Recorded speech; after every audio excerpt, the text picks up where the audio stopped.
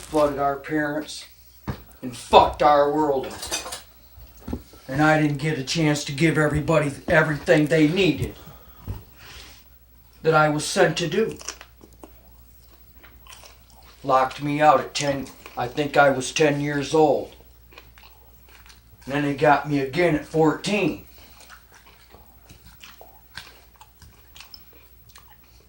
Who's they? Tim Gunning's blonde wife that happened to be the frickin' judge's fucking secretary down there. That pretty blonde. After he killed his wife, he married her. Oh yeah, they ruled it suicide. His mother couldn't take that fucking human trade. He went in there and killed. See, that's what Russians do. They marry a fucking white. If they're a male, they'll marry in. And then they kill them and get the money. And a firstborn out of them.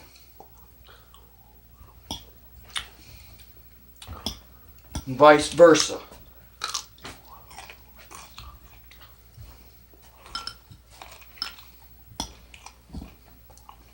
And then they started this not workman's comp, but this special education and this disability on these kids. So you know what they would do? Like that fucking Russian? They'd marry in and then punish that fucking kid. Now listen, and not only punish that fucking kid, they'd make sure he had an accident and then they'd drop fucking money off him. Mm-hmm. I swear to God they were. And then they were pulling up there at 263, unloading frickin' Mexicans in the basement, sending them over into that woods, and running them down to them fucking houses down there on Mary Street, and putting them down in that bunker, and selling them for human trade. Rose and Andy were. Not Andy. Rose was. And then Andy's in it now. Running their fucking coke in a boat across Lake Michigan for fucking Mark.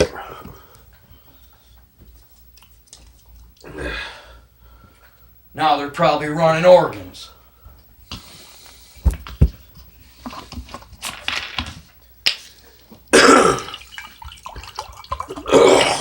Half our missing veterans are right there because, see, we got the VA. So everyone came here. All veterans came here looking for places to live. Back then they didn't have computers and all that shit. So Rolls, them Egyptian Russians, they were on a bandwagon.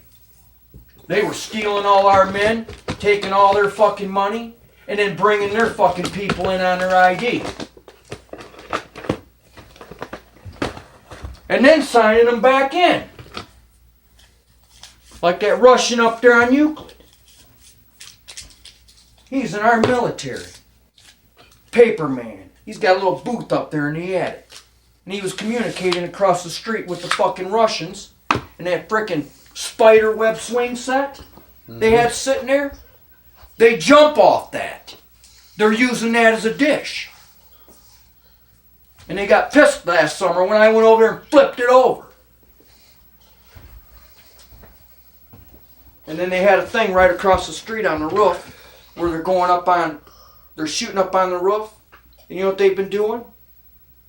They're up there fucking signaling with fucking lights on our rooftops at fucking night. Why would they do that? Running drugs and human trade. They're up there and they know where all the cops are and shit, and they just signal. Can't be caught. Unless you're from above. Well, Mark fucking, the CIA, they've been running the fucking satellites. And they know every 15 minutes, no movement. I don't know about anymore. So many satellites, maybe our government could top secretly just go into like a cable vision company and say, hey, we're fucking borrowing your satellite top secret right now.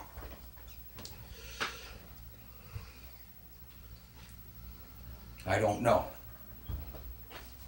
Haven't researched it. Well, the Wintry Towers was hacked in 2014 by Russians. Those were Metro Towers.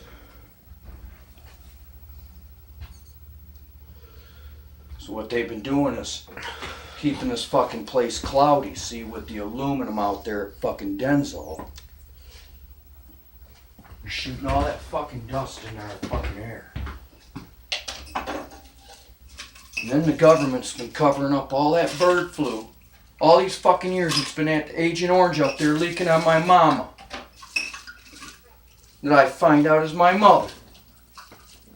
From the old country. Who? She's just like my mom, too. Who? Go get her.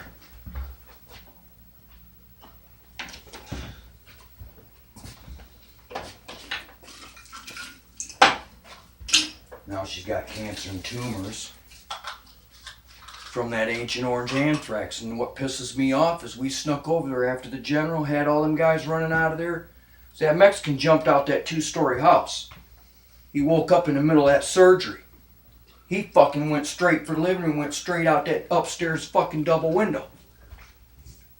Running straight for me. And I'm filming. And here comes all the fucking guards. Dogs fucking barking, they got 2 fucking Doberman. My grandpa came in. I ran all the way to North Avenue, through the woods, across the road, and headed north. The Mexican headed south. And by the time Grandpa scooped me, and we got down south of the curb, he had made it all the way down the curb, drugged. And was getting ready to just fall over because all that shit they shot him up with. And then Grandpa tried to save his life. First he told me to get down. Then he realized, hey, wait a minute, sit up, hide that camera. So I set up, we hid the camera. And there's Officer Bush already got him pulled over. And so Grandpa just pulls up, hey, how you doing, sir? Everything all right? He goes, oh, this guy's just drunk. And that guy's screaming in Mexican, they're killing my family, they're killing my family. He's flipped out, but he's staggering all over because he's so drunk on the drug. And anesthesia. And so Grandpa spoke Indian. Bush didn't know it. So Grandpa calmed him down and told him, look, we know. And Grandpa didn't want to tell him he works for them. So Grandpa says, hey, can I take him into town and get him coffee? I'll sober him up if he needs a ride. Bush says, no, I got this. He says, are you sure? He says, we're headed there right now. I'm taking my grandson in for coffee and breakfast. We can give him, take him to the train station or coffee. He says, nope. And Michael, it was so hot back then, and I couldn't expose my grandfather like that. We drove away in frickin' tears because he put that Mexican in that state police car and took him right fucking back.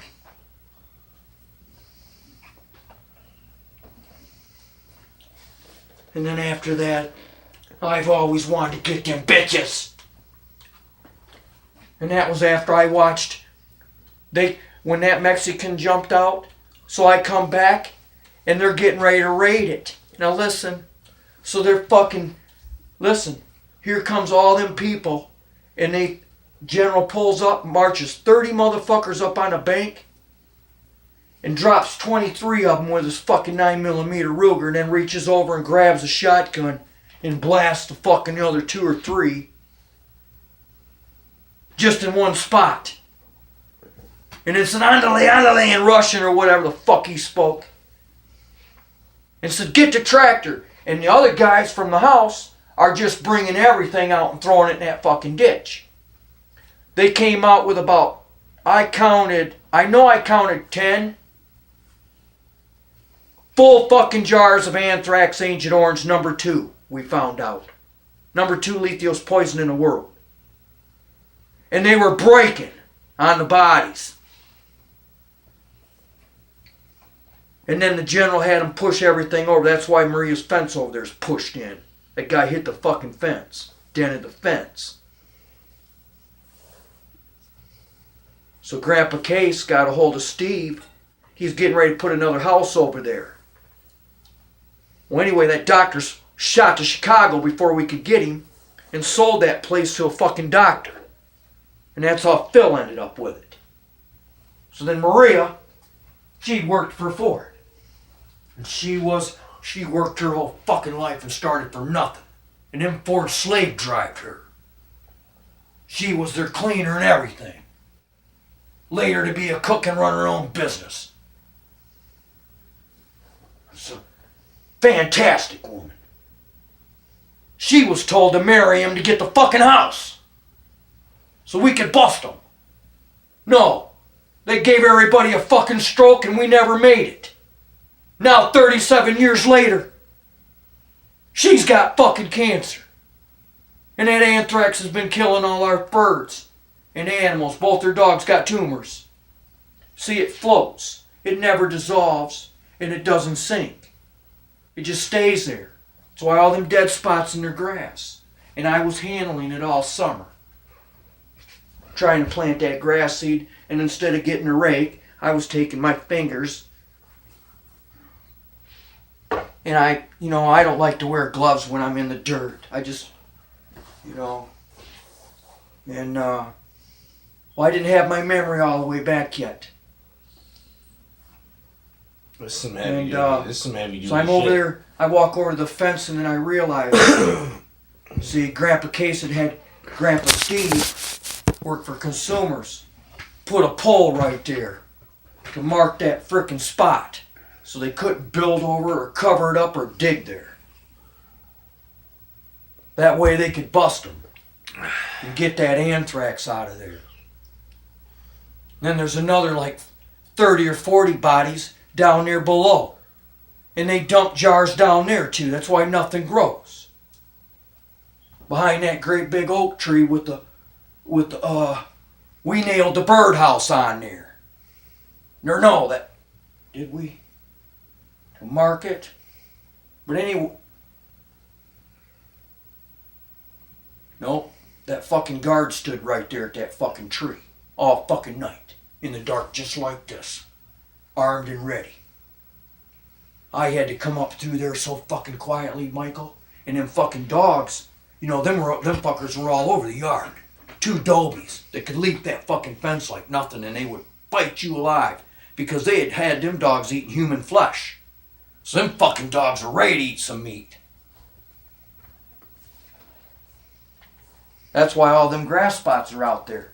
The dogs would go down and dig a body up, grab a fucking piece of that meat that they dumped all that shit on, and then go lay down in the yard and sit there and gnaw on a fucking bone.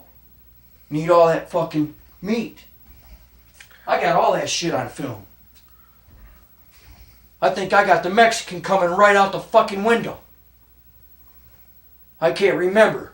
I know I had to drop my camera and get the fuck out of there.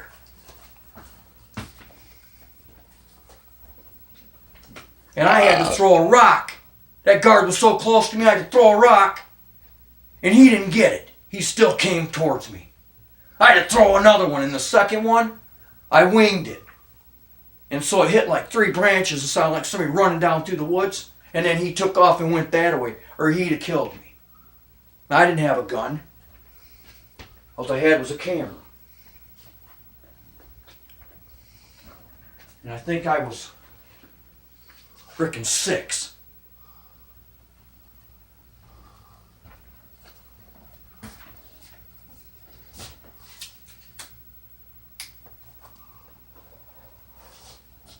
Oh yeah, I went out and got the president some hard evidence before he swore me in high priest. He didn't swear me in until I was 7. He came and seen me at Beetle Lake Elementary when I was 5.